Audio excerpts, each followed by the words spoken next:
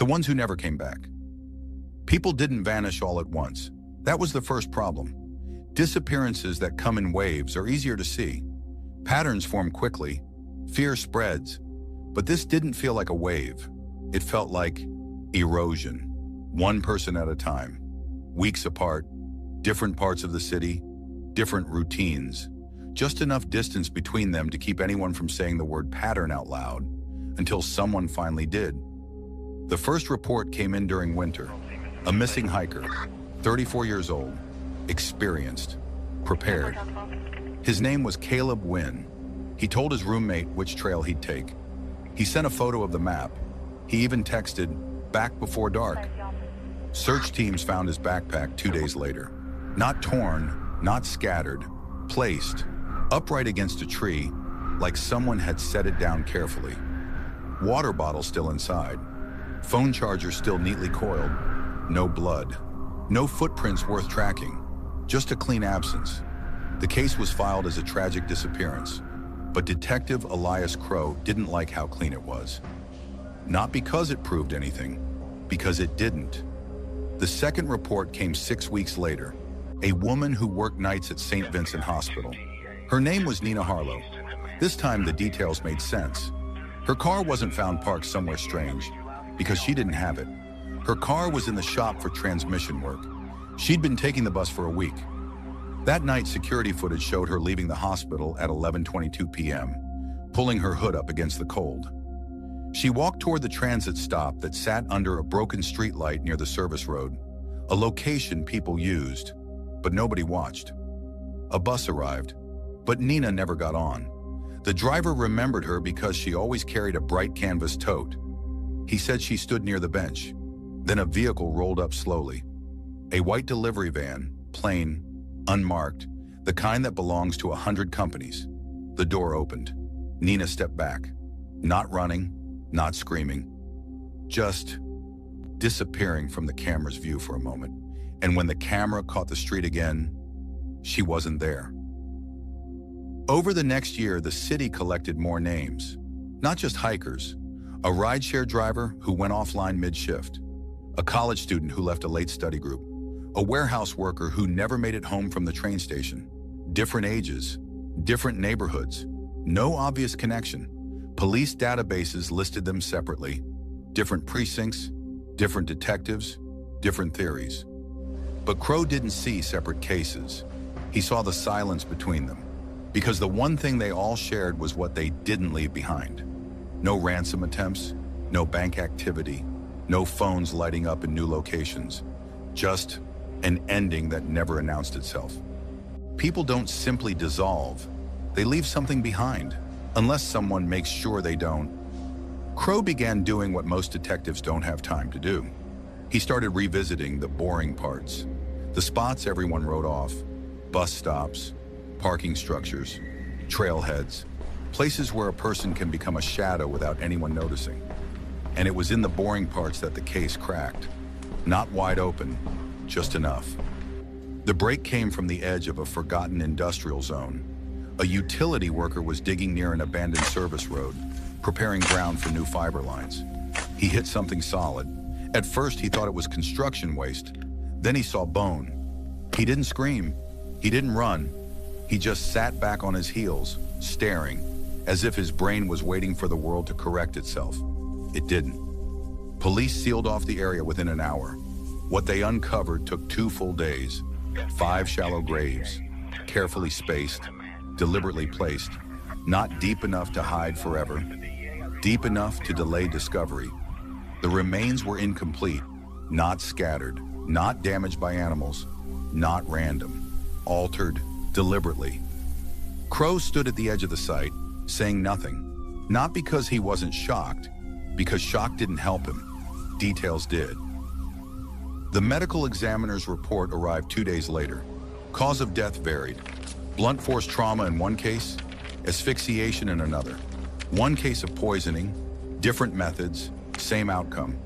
And then the detail nobody wanted to say first. There were clean cuts. Not chaotic, not animal, not accidental. The kind of cuts that come from tool and experience. The lab didn't put a label on it in writing, but they tested what they could. Trace residue on wrapping material, microscopic fibers embedded in the soil, chemical hints, salt, preservatives, certain compounds used in food storage, the kind you find in places built to keep meat from spoiling. Crowe didn't say the word yet. Cannibal. Labels came too early, they closed doors, and Crowe needed doors to stay open. He focused on what was measurable. The soil around the graves wasn't native.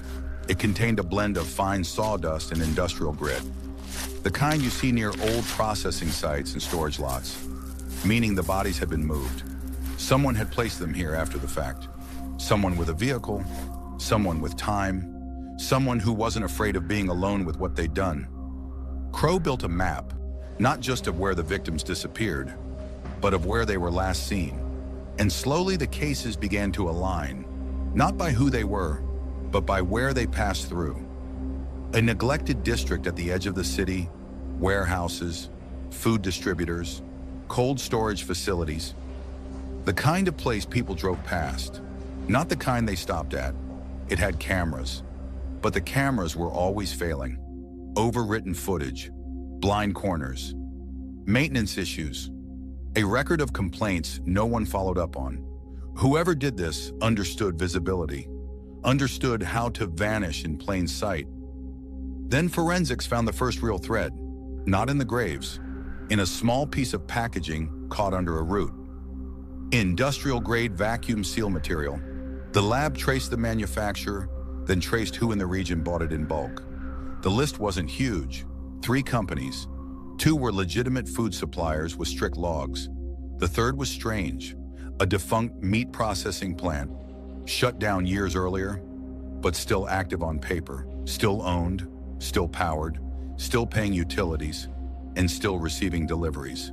By one person, his name was Martin Kessler, 53 years old, former quality control inspector, lives alone, no criminal record.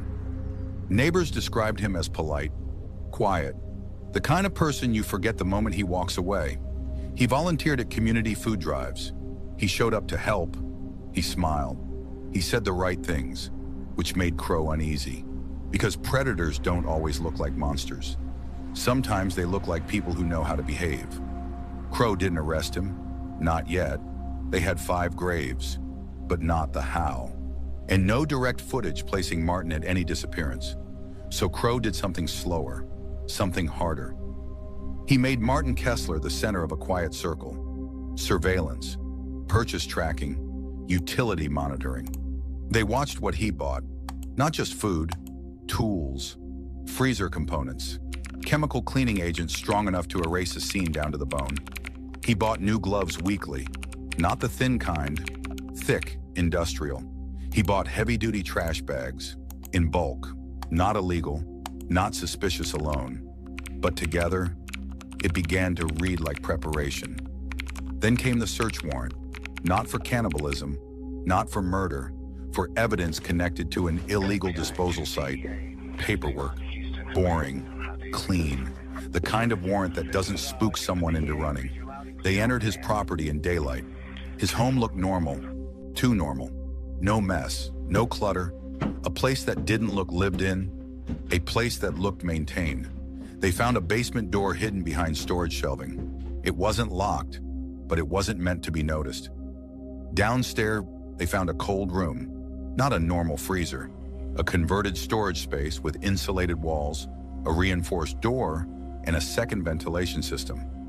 Inside were vacuum sealing machines, industrial hooks, a drain system that had been recently scrubbed, and on the floor under the base of a work table, a small smear of the cleaning mist. Forensics collected it carefully, not because it looked dramatic, because it didn't. The lab later confirmed it contained human DNA, not one person, multiple. Crowe didn't celebrate because DNA is powerful, but defense attorneys love to explain it away. Contamination, transfer, coincidence. So he needed something stronger. He needed connection. A line from Martin Kessler to the 5 victims in the ground. They found it in his notebook, not hidden, not locked, just sitting in a drawer with utility bills, Inside were dates, times, weights, temperature notes, measurements. No names, no descriptions, just numbers and gaps. Long gaps. Crowe stared at the gaps longer than the numbers, because the gaps were where the bodies weren't found. They brought Martin in for questioning. He was calm, too calm. He spoke like someone who had practiced being questioned. He answered with structure. He offered receipts, explanations, friendly concern. When asked about missing persons, he shook his head sadly. When asked about the graves, he looked shocked. When asked about the cold room, he smiled. A small smile, not proud, almost amused. People misunderstand patterns, he said. They think they tell stories. Crowe said nothing. He let the silence stretch. And that's when Martin made his mistake. 5 is all you found, he said. Crowe hadn't mentioned a number, not once. The room changed, not loudly, not dramatically, but in a way Crowe recognized. Because guilt doesn't always panic. Sometimes guilt simply realizes it spoke too soon. The case moved fast after that. They matched fibers from the grave wrappings to the insulation in Martin's cold room. They matched packaging fragments to rolls stored in his basement. They matched trace soil on his vehicle tires to the burial site. And then, they found something that made the jury stop breathing. A series of location pings from Martin's phone, months apart, always near the same blind transit stops and trailheads. Not enough to prove every disappearance, but enough to show his world overlapped theirs. Again, and again, and again. In court, the prosecution focused on the 5. Not the rumors, not the suspicion of 15, not the gaps. Because the law doesn't punish what you feel, it punishes what you can prove. And they could prove 5. 5 sets of remains, 5 victims tied by physical evidence to his property, 5 cases connected by material, location, and DNA. The defense tried to argue mental illness, tried to argue contamination, tried to argue coincidence. Crowe stayed still on the witness stand. He didn't exaggerate. He didn't dramatize. He just explained how 5 separate lives ended in the same cold room and then in the same ground, and how a man who claimed to be surprised knew the number before anyone said it. Martin Kessler was convicted. Life sentence.